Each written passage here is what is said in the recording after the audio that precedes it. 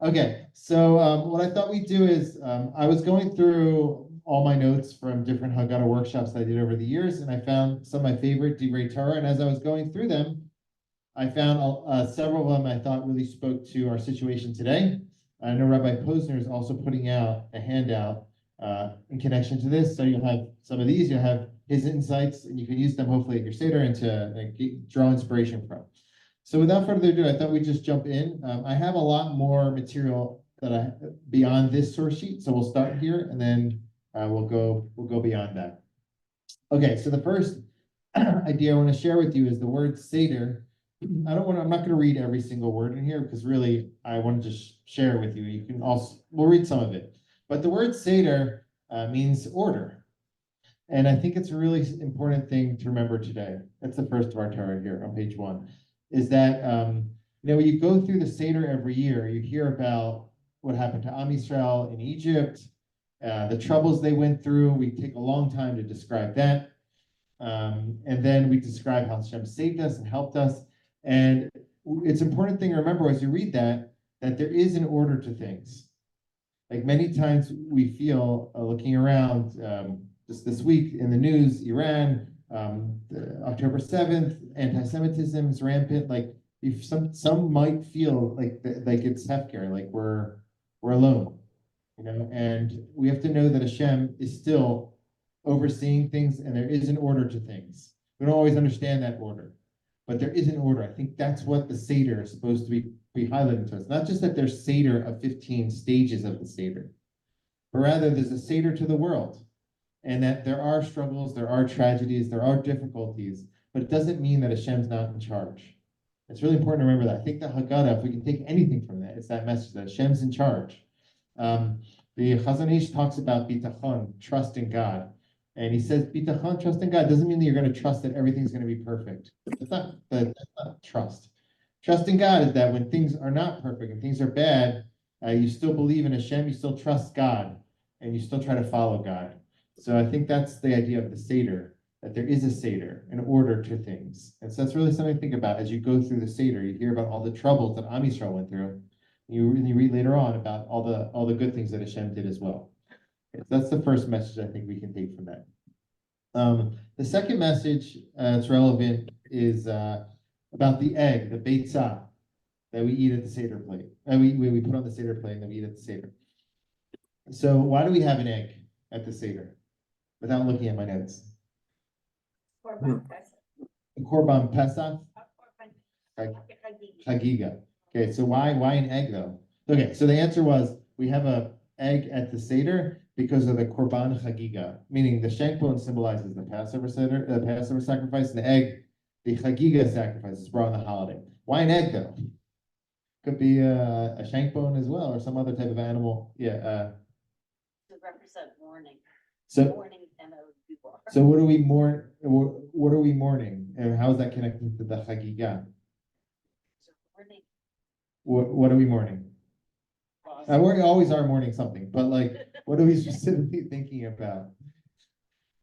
Destruction of the temple, anything. Correct. Is that what you're going to say, or what were you going to say, Sandy? So I'll just repeat what you said, so people. Did you hear that at home? You hear the answer that was offered? Okay. Oh, yes and no. Okay. So the answer that was offered is that we are in mourning for the temple. So we have this corresponding to the Korban Haggadah. And when we look at it, we think about the egg is a traditional food that's eaten during mourning. And so we think about that we don't have the temple. It's interesting that I guess you need to think about that at Pesach because we're not really doing the real thing right now. We're not eating the Pesach sacrifice. And that's really was the centerpiece of the Seder. So that's something, Sandy, you're going to say?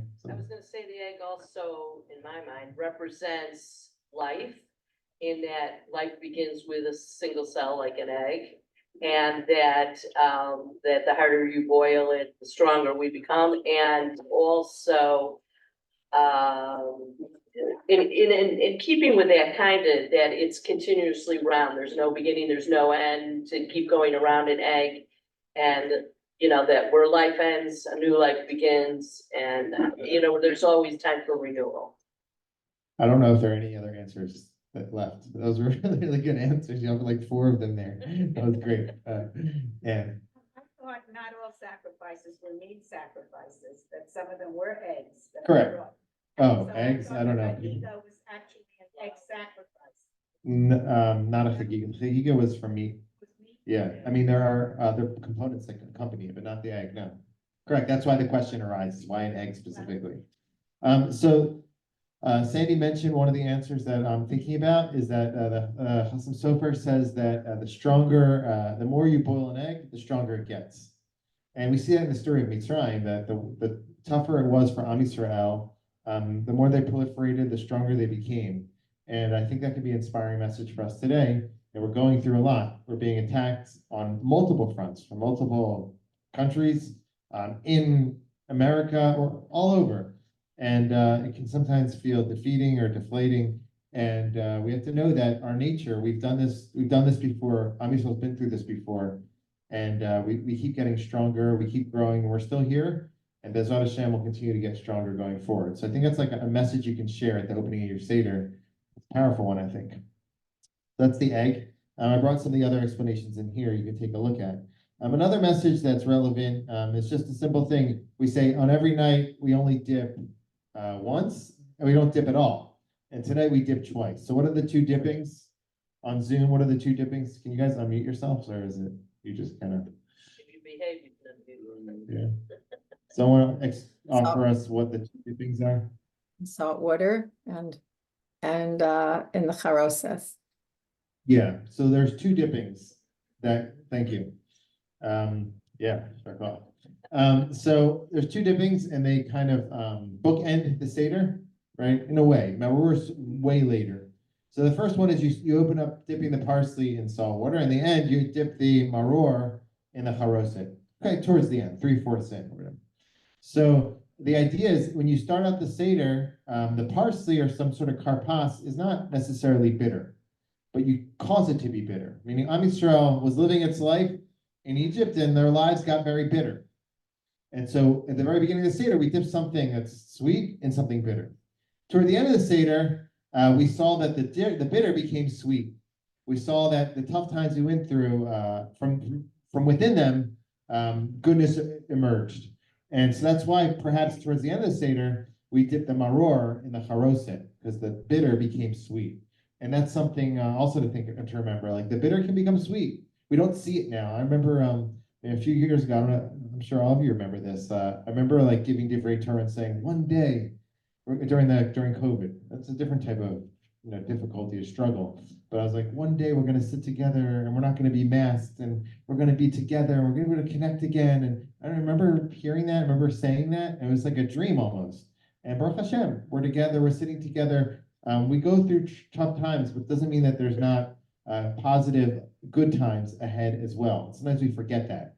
And I think that this paradigm, where it's bitter and then it gets sweet, can remind us of that. So yachatz, okay, so moving on to yachatz. This is where we break the matzah in two. I think there's a nice message here as well. So in the moment, what do? We break the matzah, and do we put aside the bigger piece or the smaller piece? The bigger piece, okay? At yachatz, in the very beginning of the Seder, we break the matzah. We put aside the larger piece, and we hide it. So what part of the Seder? Afikomen, or the tzafun, right? So what does this symbolize? So I think I saw this in Rav Rimon's Haggadah. He says that it hints that in the moment of our brokenness, Hashem is already planning the redemption. Meaning we break the matzah, we break it. At that moment, we hide the matzah that's going to be revealed later on for the afikomen. When we eat the afikomen, that's when we're redeemed. That's the stage of the Seder where things are good, where we eat the Seder Pesach, and we're leaning, and we're reclining, and we're celebrating our exodus, our exodus, not just that, our freedom. And so, in the moment of darkness, there's hidden redemption. We saw that with the Purim story. The moment when Haman was planning everything that he was planning, Hashem was putting Esther in place to save the Jews. And so Hashem is not only overseeing things, Hashem is planning things as well for our betterment. And it's worthwhile to think about that. So we hide the bigger piece of matzah because the redemption can be even bigger than the brokenness, than the smaller piece at that time. So I think that's a nice idea also. You could think about the Seder. Here's a nice part, Torah. Let's read this together on page 2, meaning not everybody read. I'll read, but you can read along with me in your heads. So halachma, I thought this is a really nice idea.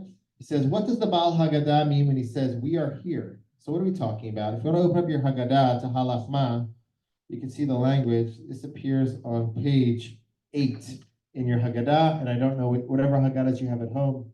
If you can find halachma in the beginning of the Magid section, the language is like this. This is the bread of affliction on page 8, the middle of the page, which your ancestors ate in the land of Egypt. All who are hungry, let them come and eat. All who are needy, let them come and celebrate the Passover with us. Now we are here. Next year we will be in the land of Israel. Now we are slaves. Next year we will be free. It's this language of now we are here.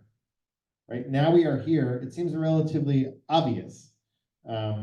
Maybe it's just kind of recognizing that we're here now, and it could be so much different. But it seems a little bit obvious. You could have just said next year, L'Shana Haba B'Yerushalayim. Why do you think now we're here? We know we're here. So I thought this explanation is pretty powerful. This is on the second page of our source sheet. What does the Baal Haggadah mean when he says we are here? Of course we're here. Where else are we? You're here. I think some of you, no, most of you, we're here, right? We're still waking up a little bit, but we're here. So where else are we going to be? So what's the explanation? Perhaps the Baal Haggadah is really telling us that if a Jew despairs because of the bitter lot which has befallen the Jewish people, he should realize that at least we are here. What does that mean? We are still alive and able to celebrate the Passover Seder in this world. Divine mercy, which has preserved us this far, will surely bring us to freedom next year in Eretz Yisrael. So do not give up hope. Meaning, we're here. If you want to believe that we can get to Eretz Yisrael next year and see the redemption, just look at our history. We are here right now. We shouldn't be here. We've survived. We survived and we're thriving as a nation. That's a miracle in itself. So if you want to strengthen your faith that Hashem can redeem us, just think about right now, we're here. We are alive as a nation. It's a huge miracle. So that's what they're trying to say with we're here. Obviously, you're here, but we're here. Am Yisrael has survived to this day. And therefore, that can give us hope that we're going to be able to be redeemed. That was a nice message that we can think about also with what's going on. So here's another nice Dvar Torah I saw, and it's connected to like anti-Semitism. So if you take a look at Behisha Amda, let's find that. Reward for whoever finds it first. No, okay. Page 12. Page 12. Behisha Amda, right? So in English it says, this is the promise that has sustained our ancestors. But nowhere in the Hebrew does it say the promise. It just says, Behisha Amda. This, he. What is this that stood for us? Behisha Amda Lavotinu in the Hebrew, Velanu. This stood for us and our fathers and us. Stood for our fathers and us, that not one person alone rose upon us to destroy us, and rather in every generation they rise upon us to destroy us, and Hashem saves us from their hands. Okay, so it's not clear what the he is. Behisha Amda. Is that a clear question? Yep. Yeah. So many say that it's referring to the previous portion, previous paragraph on page 11, which just says Baruch Shomer Haftachol Yisrael, line 16 on page 11. Blessed be he who keeps his promise to Israel. That promise is that God will protect us. Okay, so many read it as a connecting lesson, meaning blessed is God who guards the promise. And what's the promise? That God will protect us in every generation. Therefore we say, and it's true, it happened in every generation. It stood up for us and for our fathers and for us, that in every generation that happened. And guess what? The promise came true. God protected us. That's a classic interpretation of that. An interpretation I saw this year is that this can refer to something else. What's this? This is what stood for us in every generation. What's this? Not before, but what's going to appear after. That in every generation they rose upon us to destroy us. That's what enables us, sadly, to continue to come closer to Hashem. That in every generation we get separated, we get demarcated, we get singled out by the nations. In every generation they rise upon us to destroy us. And that's what ensures us, sadly, actually, that Kadosh Baruch Hu will save us, that we return to Hashem. So let's read it in the language here. This, that in each and every generation they stand against us to exterminate us. This specific act of the nations, what we're going to explain afterwards, has stood for us. Hard as we may try to forget our Jewishness and adopt the ways of our host nation, sooner or later they rise against us and remind us of our uniqueness and awaken our commitment to Judaism. So it's a sad explanation to why we return to Hashem, because we're forced to, because the nations force us to do it. And it's a reminder that we don't wait till that. Let's not wait till we're singled out by the nations and we feel alone to come closer to Judaism, to get stronger. Let's rise up and become strongly proud of our Judaism, to come together to become as Jewish as possible without that. Okay, so it's basically like a Muslim, like don't wait till that happens, that you have to wait till the nations rise upon you to make you stronger. Let's get stronger on our own and be as strong as we can so we can stand up against any tide that may come our way, that may pass over us. The final message that I want to share with you connected to Israel is from Rabbi Wahlberg's on Haggadah. Okay, there's actually two messages, three lessons. I went through his whole Haggadah, Rabbi Wahlberg's Haggadah this year, and I took a lot of lessons from there. Two I'm going to share with you, and one is a funny one. I'm just going to find that. I didn't print it, but I have it on my phone. Yeah. On 12, it says we cover the matzah before that paragraph, and then we uncover the matzah in the next paragraph. Is there a reasoning? Which part? When we're on page 12, Yeah, Taylor. in paragraph 1, you cover the matzah. And Yeah, whenever you raise the wine, we cover the matzah. Because the matzah actually has a higher bracha than the wine. So that's what we do also for Kiddush. We don't want to embarrass the So that's another explanation. Right? That's what I was. Is it? I mean, is there a reason that- So we're giving precedence. that particular paragraph? No, that during that paragraph, we want to raise the cup of wine because we're celebrating that God saved us in every generation. So when you do that, then yeah. Oh, here it is. Okay. Here's a millennial Dayenu. Okay. This is from Rabbi Warbur's on Haggadah. This is what this is a little bit of a break, but we'll get back to serious stuff. He says this is kind of funny. He says there's one version of Dayenu, thank God for this, thank God for that, thank God for everything.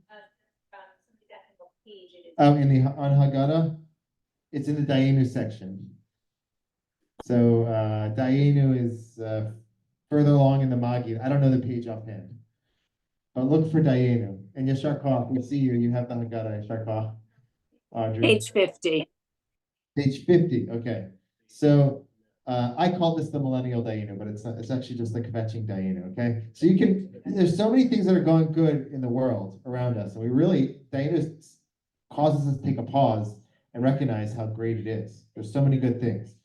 However, another perspective on this is just you can always kind of point out the negative, and that's this Dayenu. If I had just brought us out of Egypt and not made us schlep all of their wealth, that would have been bad enough.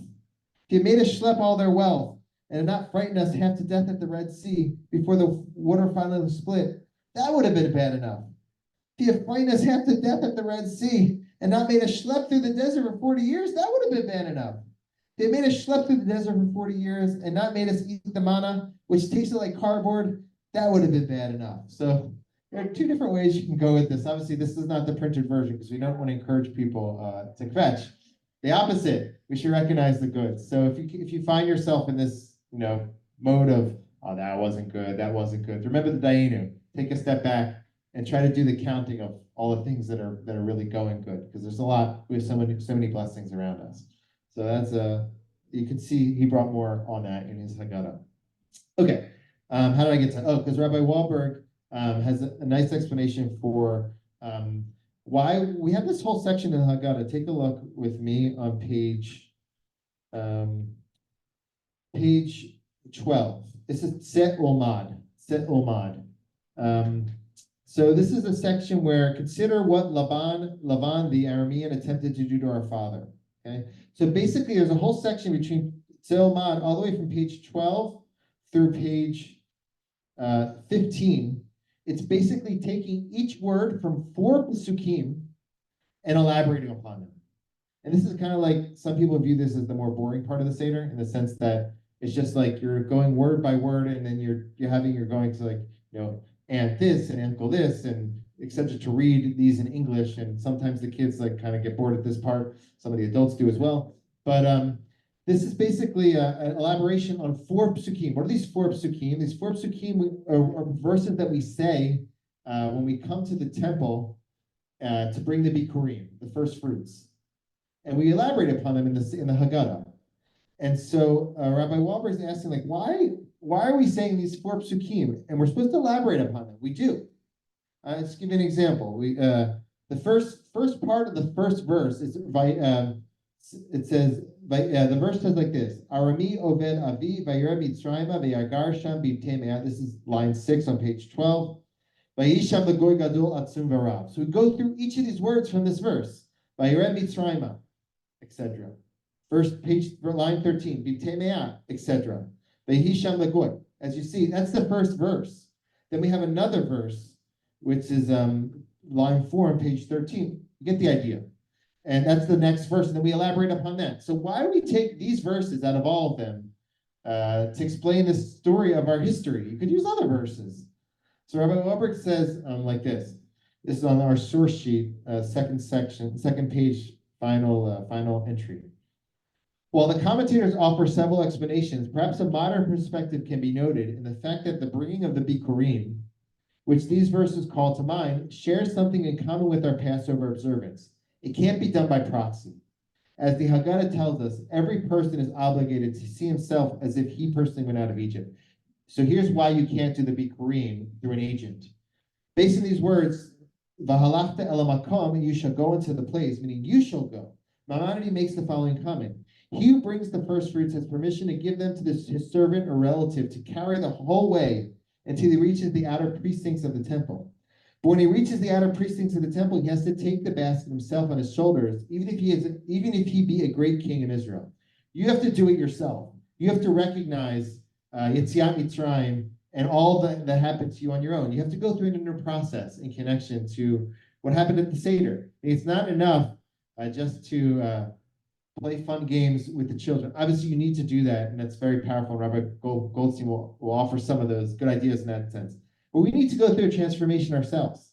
And you're doing that now. You're taking the first step towards that by coming here today and learning more about the Haggadah. We need to take in the messages of the Haggadah and make sure that they're relevant. They speak to us, and really think about how this can apply to my life. It's not just a fun night of eating matzah. I don't know if that's fun for people, but it's a night of transformation. Another thing to think about is that, and this connection to our days, is that just like the Seder Pesach is in our hands, just like the Bikurim is in our hands, we have to do it on our own.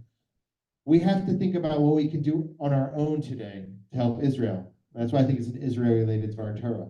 It's easy to say, like, this person, it's happening, they're doing this, they're doing that. There's a lot happening. There's billions of dollars being sent to Israel, Baruch Hashem, or millions, I don't know what the number is. Anybody know the number of how much money's been sent to Israel already from U.S.? Different sources, I don't know how to. There's a very high number. It doesn't mean we don't have to do our part. Okay, don't rely on somebody else. Do your part. And so I think that's a good Israel message. This idea of it's in our hands is at the center of other divrei Torah at the Seder. And so I want to shift now. Well, let me take a break for a moment, but remind me to get back to that message. I'll take just a moment to ask anyone who has any questions or reflections on that first part where we're talking about Israel-related divrei Torah. Anybody on Zoom? Okay. Okay, good. So it was all clear, and hopefully resonated as well. All right. So this idea of the Seder, it being in our hands at the Seder, is at the heart of a lovely and also strong Dvar Torah that I really like. I've shared some of these divrei Torah in previous years. So this is not in your Haggadah or not in your source sheet, but you can just listen to it and write it down if you want. So this appears in, I saw this in the Shalom Rav Haggadah. I can give you the page for that. No, I can't. I didn't write down the page. But it's at the part of Safun. And he says basically like this, in the name of Haggadah Shemin Tov. We put aside the halachma at yachatz, we break the matzah and we put it aside for the afikomen. Now we have a whole game that we play with the kids. What's part of the Seder is that called? Safun, where the kids come and they search for the and there's different versions of this. Some have the kids hide it, others have the adults hide it. But nevertheless, there's some sort of interaction with the children. It's very interesting. Like how'd they get into this part of the Seder? Like why do we do this? Why? Obviously it's to keep the kids awake and keep them anticipating something. But the explanation that Shalom Rosner offers in the name of the Shemin Tov is that we want to impress upon the kids that they have to search for the afikomen. What's the afikomen? The afikomen, as you mentioned earlier, is the matzah of redemption. The first matzah, we break the matzah and we eat the small piece. That's the lechem oni. That's the bread of affliction. That's a smaller piece. But we hide the larger piece to later. We ask the kids, you go find it. Why? Because we're trying to tell them the redemption is in your hands. You're the next generation. We can teach you all of these lessons at the Seder. We can have fun. We can learn. We can do. But in the end, you have to take the responsibility. You have to do this for the next generation. You go search out. Search everywhere you can to find the redemption. Don't sit back. That's the lesson of the Seder. Go find the redemption. Go bring the redemption. Take all your ideals and make things better for the next generation, like you heard, like we did for you. So I think that's a nice message of like why the kids are involved. Get the kids involved so they can remember that the redemption is in their hands, and they have to take the lessons of the Seder and apply them in their lives. I really like that message. So I want to share with you a few more. So this is also this appears in Rabbi Wahlberg's on Haggadah. If someone has the page for that, this is the 4 children. At the part where he describes the 4 children, and this isn't Rabbi Wahlberg's idea.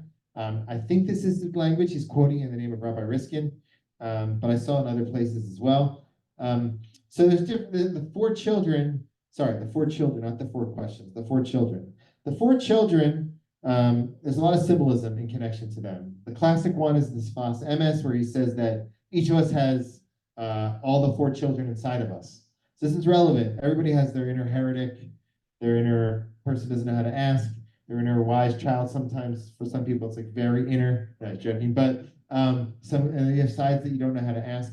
Well, Rabbi Wahlberg and then Rabbi Riskin and others says that this doesn't just represent what's inside of us. This represents different generations, and it's so powerful. It so reflects what's going on in American Jewry. So I'll read this with you. I'll read this to you. So Rabbi Shlomo Riskin phrases it in his commentary to the Haggadah.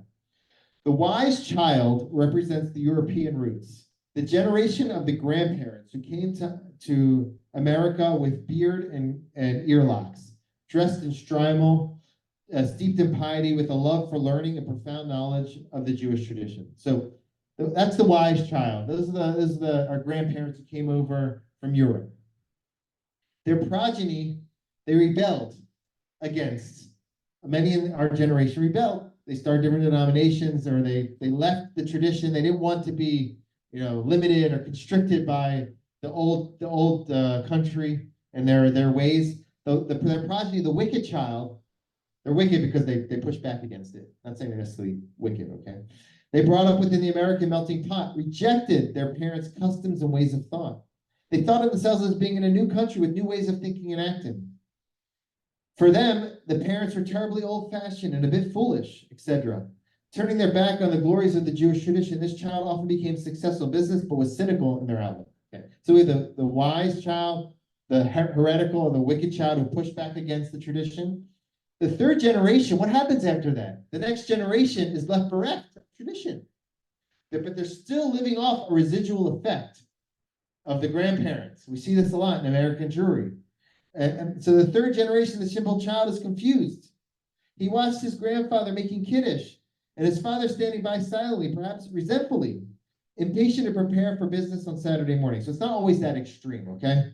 But in each generation, there's a certain diminution, a certain lessening of abidance to tradition, and that causes the third generation to be confused, to be simple, to not know a lot. You know, our previous generation, they sent their kid to Cheder, and then slowly we sent our kids to other schools. Slowly they sent the kids don't even go to Jewish school anymore. They don't have answers. They don't know anything. That's the simple child. The third generation, the simple child, is confused. And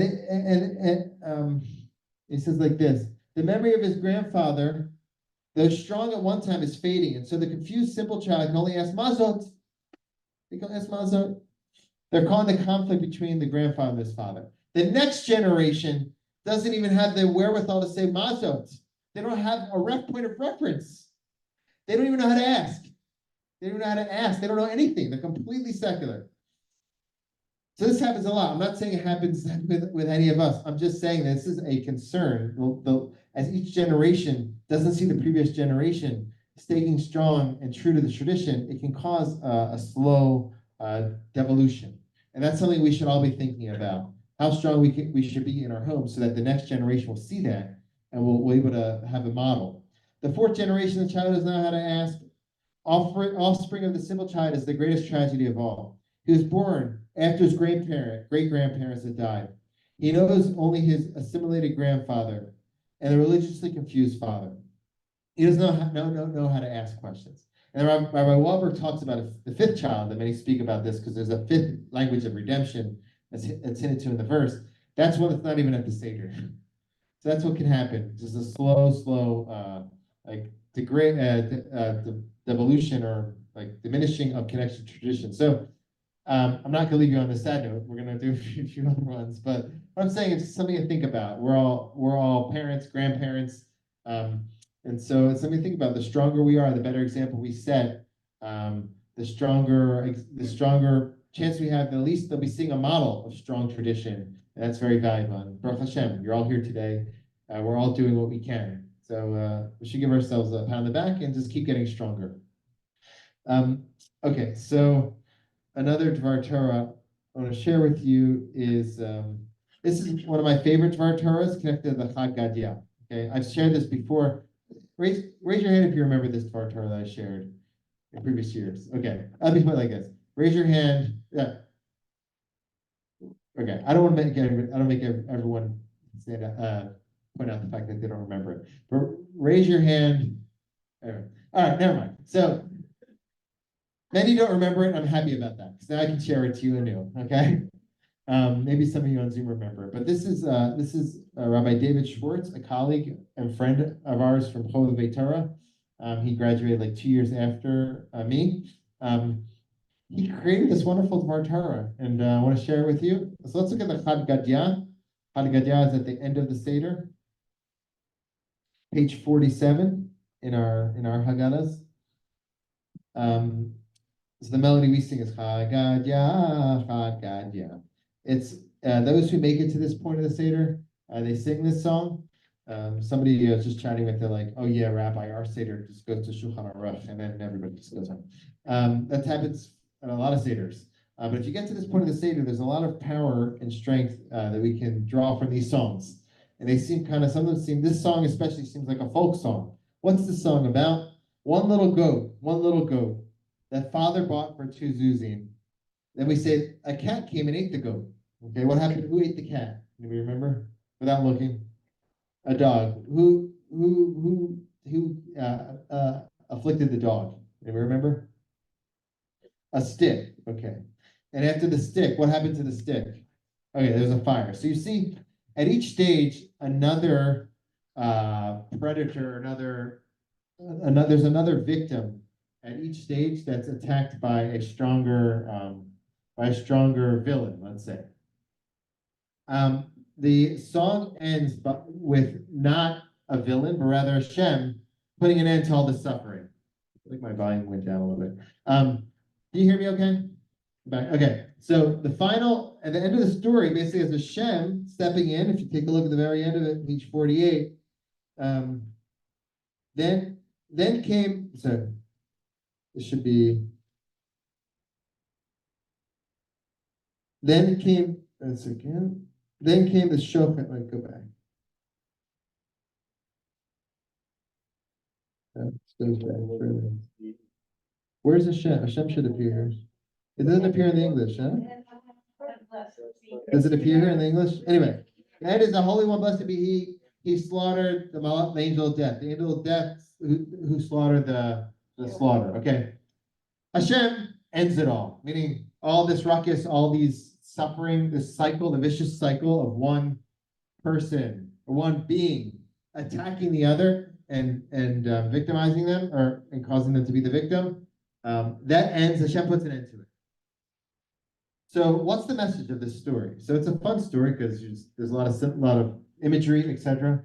But he says the story is like this. He says the Father, who is Hashem, put a goat in our hands.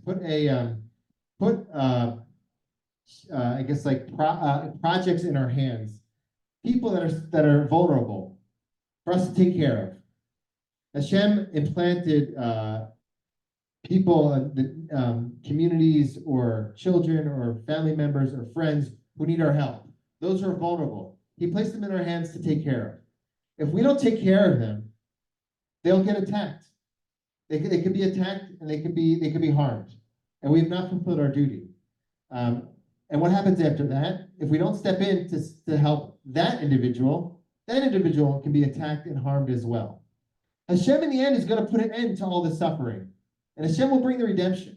But the message is, if we just sit back and don't do anything, the world will be a very dangerous and sad place. And so the message of the story and this song at the very end of the Haggadah is that you learned about how Hashem helped you in Egypt. You learned how Hashem brought you redemption. You learned how you were vulnerable. Hashem stepped in and saved you. So, what are you going to do with that? We're leaving the Seder. Take that message with you going forward. You have to help those who are vulnerable. You have to help those who need redemption. And if you sit back and don't get involved, you don't get involved in social action on behalf of your community, on behalf of the broader community, on behalf of your family, those who need you, they might fall prey to people who are stronger than them, who try to take advantage of them or harm them. And so we have to stand up for the vulnerable. And if we don't do it at one stage, it'll just keep happening. And Hashem might put an end to the redemption, but it's in our hands to take initiative and to make things better. So I think that's a nice message at the very end of the Seder, too. Because we have to take the message of the Seder to make things better going forward. And that could be also another Israel message as well. Like, you're thinking about the Seder. At the end of the Seder, should inspire us to think about those who are suffering. How can we make it better? What can we do? And sometimes it can be very daunting, like, what can I do? That's true. It doesn't mean that we should just completely sit back and see things happening and not take any initiative at all. So that's a message we can take from Haggadah. Here's an upbeat message. Maybe we'll end with. This is in the name of Rabbi Seth Herstick. Anybody ever heard of this rabbi before? Yeah, this is one of our Rabbi Tzachi Posner's friends and one of my friends as well. They were chavruta in yeshiva, right? So he wrote a beautiful Dvar Torah connected to the matzah. Okay, so the matzah. Why do we eat matzah on Pesach? What are some of the reasons? There are many, but what is, throw out a reason? Yeah. Escaping Egypt and, didn't have time. We're escaping Egypt. We didn't have time for our matzah to bake, to rise. What's another explanation? So that's a positive. Like, is that a positive? That's a positive connotation, right? Like, it's a bread of redemption. While we were rushing out of Egypt, Hashem was saving us. We brought matzah with us. Perhaps that's a positive. Also, yeah. Also, regular bread is puffed up, and this shows that, we are not arrogant and more. So, It's a poor we're man. a poor man. So It's a poor man. it's a poor. Okay, that's what they. So this is correct. This is like the bread we ate. We said very interesting. The matzah is so has so many adaptations. Like, matzah symbolizes redemption. When we left Egypt, it symbolizes what we talked about, overcoming your haughtiness, because we're thinking about that, burning the chametz during Pesach and starting a new year in a positive way, and accepting Hashem's guidance through humility. But the third one is that this isn't just the matzah that we had when we left Egypt. this is the bread we ate in Egypt. How do I know that? Because the Haggadah tells us. We read halachma anya, we say, this is the bread of affliction. We pick up the matzah and we say, halachma anya, this is the bread of affliction. So that appears on page, very beginning of, this appears on page 8. We pick up the small piece of matzah. We say, this is the bread of affliction, which our ancestors not eat when they left Egypt, but in the land of Egypt. Very interesting. So the matzah really encompasses the whole experience. It's lechem oni, and it's all lechem poor person's bread. It's also the bread of redemption. So Rabbi Herstick wants to explain it based on his rabbi's explanation. His rabbi's name is Asher Friedman. He says that what does this symbolize? Number one, it symbolizes that things were tough for us in Egypt. We're talking about now the element of poor person's bread in Egypt. It symbolizes our suffering and our struggles in Egypt, but also symbolizes how Hashem sustained us, even in the toughest times, with this matzah. So he brings an example of a Swiss Army bag. Why? Because he says that he carried this Swiss Army bag with him all throughout Israel in his toughest of times. He says he had. I'll send you this source sheet. I'll send you my notes, okay, and you can have this. He says like when he was in Israel, he was hitchhiking from place to place back when we were doing that more often. And he was struggling, he couldn't find himself. He enrolled in like an academic program, and he had to go all across the country. And wherever he went, he felt like scared, he felt unsure, but he always had one thing with him, that backpack. And it never broke. It always helped him. He always carried his books and always like assisted him. He could always bring his food wherever he was, and he always had that backpack with him. And he says he thinks that's the message of the poor person's bread. That no matter where we were in Egypt, no matter what we had, Hashem still sustained us. Even from that minimal poor person's bread, Hashem sustained us, and we lived, and we existed, and we were able to be at that moment of redemption. He says that's a lesson we should think about at the Seder Pesach. It's like an upbeat message you can take away. It's worthwhile for while we're eating the matzah, perhaps, to think about those who are with us at our tough times, who sustained us. And he says that matzah, why is it so important to us? Because that's Hashem. The bag, the backpack, that matzah that sustained us, that's Hashem. We don't always recognize it, but that person who you were in your lowest moment and they gave you a call and they said that things are going to be okay. That was Hashem speaking to you through that person. That was also that person, obviously. Or like when you were struggling to make ends meet and somehow something came through and somebody helped you. Think about those moments you in the matzah, because the matzah sustained us in our toughest times. Hashem is with us in our good moments, and Hashem is with us, sustaining us in our tough moments as well. And that's the lechem, that's the matzah that we rise up, that's why you pick it up. We say, halach ma'anya. This is the bread that sustained our fathers. Each of us has that bread of affliction, that bread that sustained us. It could be a kind word, it could be a family member, it could be something that went right when things were so wrong that sustained us. That's Hashem working in our lives. It's very important to remember that Hashem doesn't just help us with the open miracles. Hashem helps us with the small things as well to sustain us in our times of struggle as well. Those are some messages and lessons we can think about during Pesach. And thank you for joining me on this experience. Yeah.